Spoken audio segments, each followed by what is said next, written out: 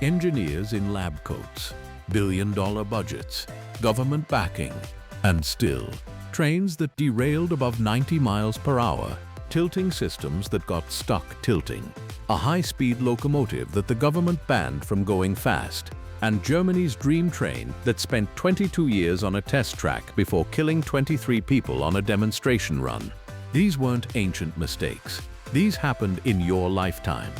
Here are 10 of the most idiotic locomotives ever built. Number 10. The EMD SDP40F. Let's start with a locomotive that was born with a fatal flaw nobody could identify for years.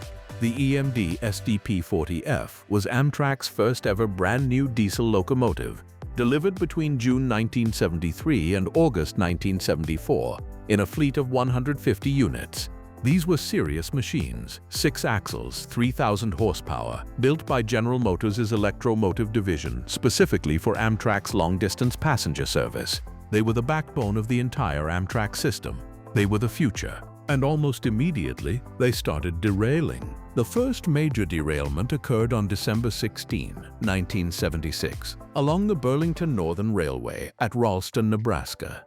30 days later, another SDP40F derailed on the Louisville and Nashville Railroad at Newcastle, Alabama. By 1977, the locomotives had been involved in more than a dozen derailments. The Burlington Northern took the extraordinary step of banning the SDP40F entirely from its network. The Federal Railroad Administration, FRA, imposed a speed restriction of 40 miles per hour on the locomotives, which for a machine designed to haul long-distance passenger trains at nearly 100 mph was essentially a death sentence. The mystery that tortured engineers for months. Every single derailment happened on the trailing unit, always on shallow curves. Not sharp corners, shallow ones. Something specific was triggering instability at just the wrong geometry of track. The investigation was exhaustive. The FRA, Amtrak, the Association of American Railroads, and Electromotive all worked the problem. Initially, the 6-axle HTC truck design was suspected, the bogies under the locomotive. Those were studied intensively. But the HTC trucks were not the sole culprit. Then came the real answer, and it's one of the most embarrassingly simple explanations in the history of railway engineering. Number 9. The GE E60. By the early 1970s, Amtrak was running on the Northeast Corridor, the electrified main line between Washington, D.C. and New York, using the legendary Pennsylvania Railroad GG1 electric locomotives. The GG1 was a masterpiece of 1930s engineering. The problem was that some of these GG1s were now approaching 40 years old. Amtrak needed a replacement, a modern, high-speed electric locomotive capable of 120 miles per hour on the corridor. General Electric got the contract. They adapted their existing E60C freight locomotive, a 6-axle, 6,000 horsepower coal-hauling machine used on industrial railways, and delivered 26 passenger variants to Amtrak, starting in November 1974. The design was straightforward in concept. Take a powerful freight loco, reclad it, re-gear it, and call it a passenger train. What could go wrong? Almost immediately, the E60s began to yaw. At speed, they swayed violently from side to side. The 6-axle truck design, floating bolster bogies suited to slow, heavy freight, turned out to be completely unsuitable for high-speed passenger service. The weight of the locomotives, despite GE's attempts to reduce it compared to the freight version, was still excessive for the type of high-speed operation demanded on the Northeast Corridor. On February 24, 1975, the rear truck of an E60 derailed during testing. The National Transportation Safety Board investigated, and the FRA determined that the trucks showed what they officially called sources of vibratory yawing. The FRA imposed a maximum speed restriction of 85 miles per hour, later eased to 90 mph, on a locomotive that had been designed and sold to Amtrak as a 120 mph machine. Think about that. Amtrak bought high-speed electric locomotives, and the government immediately banned them from going fast. By the time delivery of the full fleet was complete, the E60s were already restricted to speeds slower than the aging GG1s they were supposed to replace. Number 8. The British Rail Advanced Passenger Train, APT. This one is equal parts tragedy and farce. In the late 1960s, British Rail's research division at Derby was given a mission: design a train capable of maintaining high speeds through Britain's Victorian-era railway network, a network full of tight curves that limited conventional trains to slow, cautious speeds. The Japanese had built the Shinkansen on entirely new, purpose-built straight track. The French were doing the same with the TGV. Britain couldn't afford to do that. Britain needed a train clever enough to go fast on old winding track. The solution was brilliant in theory: a tilting train. By using computers, sensors, and hydraulic rams to tilt each carriage into curves, like a motorbike leaning into a corner, the APT Advanced Passenger Train could take bends up to 40% faster than conventional trains while keeping passengers comfortable. In tests in December 1979, the APT set a new British Railway speed record of 162.2 miles per hour. In 1975, the experimental APTE had already reached 152.3 mph, faster than anything Britain had ever seen on rails. The technology was genuinely revolutionary. The problem was everything else. Development dragged on for a decade. The original research program started in the 1960s. By the late 1970s, the train still wasn't ready for service. British Rail management, facing mounting costs and the threat of cancellation, made a critical mistake. They put the prototypes into passenger service before they were ready. The first APT passenger runs on the London to Glasgow route took place in December 1981. The press was invited. Journalists climbed aboard. Then the trains broke down. The hydraulic tilting system malfunctioned. The brakes had problems. The pantographs, the current collectors that drew electricity from the overhead wires, proved unreliable in winter conditions. On one notorious occasion, the tilting system failed to operate correctly, and passengers reported feeling motion sickness from the unusual combination of speed and irregular tilt. The British press, never slow to seize an opportunity, had a field day. Headline after headline mocked the APT as the queasy rider. A train that was 15 years in development was publicly humiliated within weeks of entering service. Number 7. The Bombardier LRC. Across the Atlantic in 1981, Canada was having its own tilting train disaster, though less publicly humiliating than Britain's, and ultimately with a better outcome. The LRC, light, rapid, comfortable, was a made-in-Canada high-speed train developed by a consortium of Montreal Locomotive Works, later Bombardier, Alcan, and Dofasco. The project had started in the late 1960s and took over a decade to reach production. A prototype had achieved 208 kilometers per hour on test runs near Farnham, Quebec in 1976. Via Rail ordered 31 locomotives and 100 coaches at roughly $1 million per coach and $1.2 million per locomotive, the first brand new equipment ordered by Via Rail since the National Rail Service was created. The tilting technology was the star of the whole concept. Like the British APT, the LRC used active hydraulic tilting so trains could take curves faster on Canada's existing infrastructure, particularly the Toronto-Montreal corridor.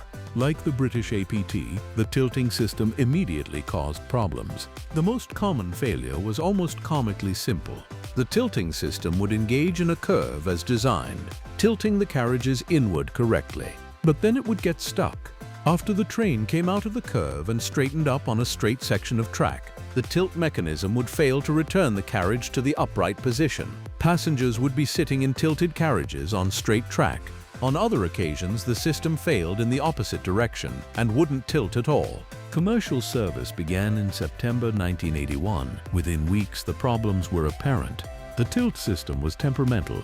The locomotives suffered electrical glitches, and by 1984, axle problems required extensive maintenance interventions. Amtrak evaluated the LRC and leased 2 train sets between 1980 and 1982 and then declined to buy, citing the mechanical unreliability. No other railroad in the world ever ordered the LRC. Bombardier had estimated potential sales of another 80 sets worth up to $500 million. None materialized. Number 6. The Acela Express. America's flagship high-speed train service, the Acela Express, entered service on December 11, 2000, connecting Washington, D.C. and Boston via New York. It was sold to the American public as the answer to Europe's high-speed rail services. a genuine competitor to flying for the Boston-New York-Washington corridor. Amtrak initially contracted for 20 train sets at a cost of $800 million, a figure that ballooned to $1.2 billion by 2004. The trains were jointly built by Bombardier and Alstom, incorporating tilting technology derived from the LRC and European designs. And then Amtrak decided to make the trains wider. According to court documents and congressional testimony, Amtrak changed the width specification for the Acela trains a full year after production had already begun. The trains were made 4 inches wider to improve passenger comfort. The problem was that by making them wider, the tilting envelope, the space needed for a carriage to tilt on a curve without hitting trackside structures, was reduced. The FRA imposed new regulations. Metro-North Railroad, which owns the tracks used by the Acela between New York and New Haven, determined the trains were simply too wide to tilt safely in their territory given the track center distances. The result, America's flagship high-speed tilting train, was prohibited from using its tilt mechanism through significant stretches of its own route. The tilting system, one of the primary selling points of the entire design, was switched off for large portions of every trip. Entry into service itself was delayed by a full year due to wheelset problems. When the trains finally entered regular service, they were immediately afflicted with a series of cascading failures. In mid-2002, the entire fleet had to be pulled from service for urgent shock absorber examination. In April 2005, cracks were found in the brake discs of multiple cars. Specifically, millimeter-sized cracks were found in 300 of the fleet's 1,440 disc brake rotors.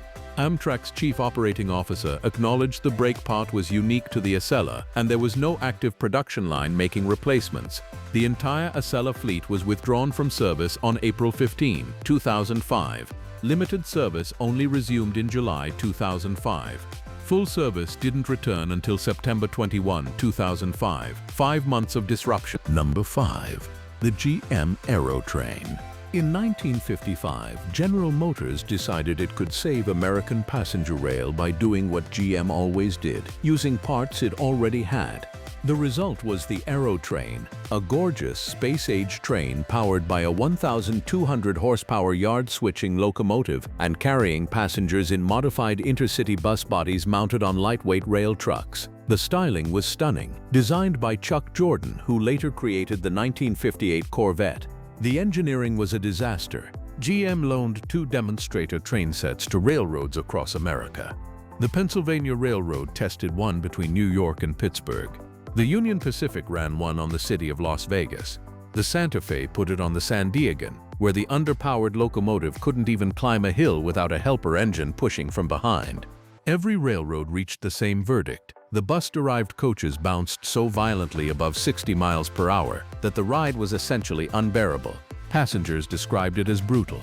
A train designed for 100 miles per hour couldn't comfortably manage 60. Every single railroad rejected it. GM eventually sold both sets at a discount to the Rock Island for low-speed suburban commuter service. Both were retired by the mid-1960s.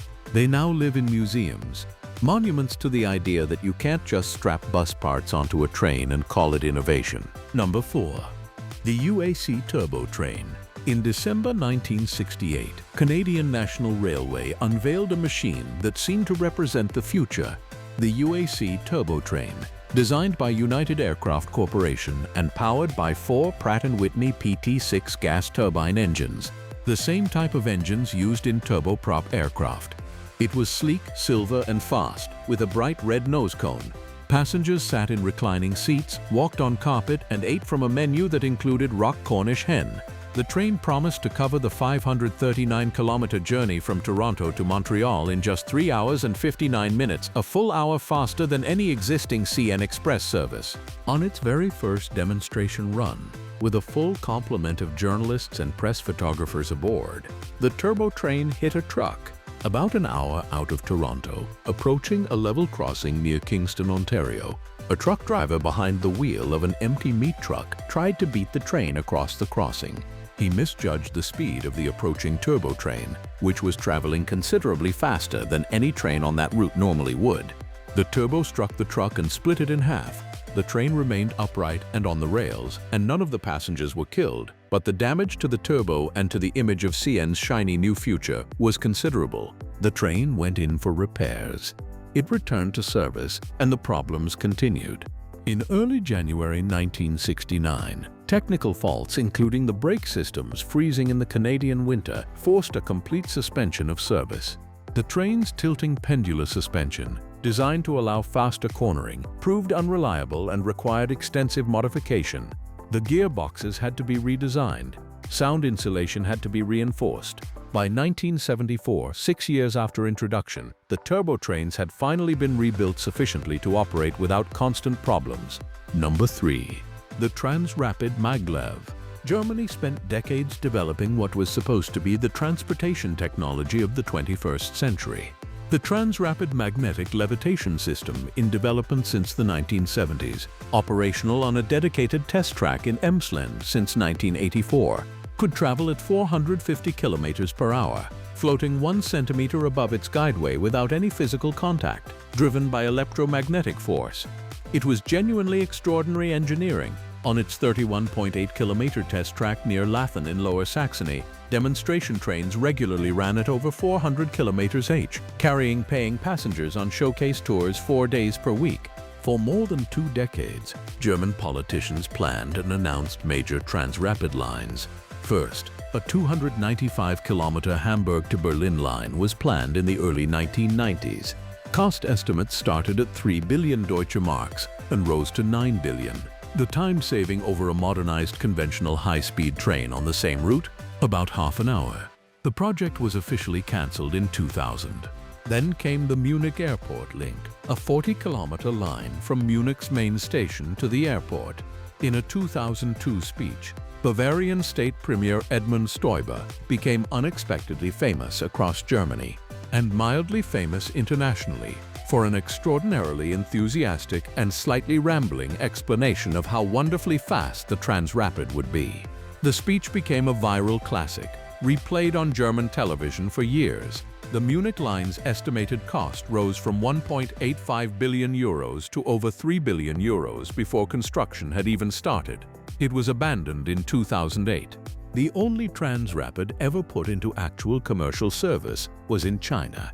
The Shanghai Maglev train, connecting Pudong International Airport to the city, opened in 2004. It runs at 430 kilometers each and covers 30 kilometers in about 8 minutes. It remains the fastest commercial train in the world. Number 2. The Amtrak Turboliner. This one might be the single most expensive saga of pure, uncut institutional stubbornness in the history of American railroading. The French-built RTG turboliners, gas turbine trains used by Amtrak since the 1970s, had given way by the late 1990s to a new set of rebuilt trains. In 1995, Amtrak signed a contract with Turboliners Inc., a company associated with Italian firm Fiat Ferroviaria, to rebuild and upgrade 7 of its existing turboliner train sets for service in the New York State corridor. The project was funded partly by New York State, which was eager for improved rail service between New York City and Albany, Buffalo, and Niagara Falls. The contract price for the rebuilds was approximately $54 million. What followed was one of the most prolonged and chaotic locomotive rehabilitation projects in modern American rail history. The work dragged on for years. Quality control was catastrophically poor. Components failed. Certifications were delayed. The Federal Railroad Administration repeatedly refused to approve the rebuilt trains for passenger service because they couldn't pass safety inspections. By 2002, the rebuilt turboliners had already cost far more than originally contracted. The work was years behind schedule, and several of the trains sat in workshops in a state that the FRA considered unsafe for passenger use. New York State, which had contributed tens of millions in public funding, was furious. Congressional hearings were held. Amtrak's management faced intense scrutiny. Number 1. The AnsaldoBreda IC4. In December 2000, Danish State Railways ordered 83 brand-new diesel train sets from Italian manufacturer AnsaldoBreda for approximately 670 million euros. These IC4 trains were supposed to be the backbone of Danish intercity rail, modern, sleek, capable of 200 kilometers per hour. Delivery was scheduled for 2003. The first IC4 didn't carry a paying passenger until December 2008, 5 years late, and it still barely worked. The software was a mess. The brakes were unreliable. One IC4 overran a danger signal because it couldn't stop in time. The doors malfunctioned. Each train set was essentially hand-built differently from the last. Trains were shipped to Denmark, found defective, shipped back to Italy for fixes, then returned still broken. By 2008, DSB issued a formal ultimatum: deliver 14 working trains or the contract is cancelled. AnsaldoBreda scraped together 15 units and paid DSB 2 billion kroner in compensation, roughly half the contract's value refunded. The final train arrived in October 2013, a full decade late. And one train set never reached Denmark at all. It ended up in Libya as a gift to Gaddafi, sitting on an abandoned track outside Tripoli, still carrying its Danish stickers. Total estimated cost of the debacle: over 6.4 billion kroner. The entire fleet was eventually scrapped and replaced. If you found this interesting, subscribe. There are plenty more machines on both sides of this era that deserve the same treatment. And drop in the comments, which one did you find the most spectacularly ridiculous? I've got my own opinion. I'll let you guess which one. See you in the next one.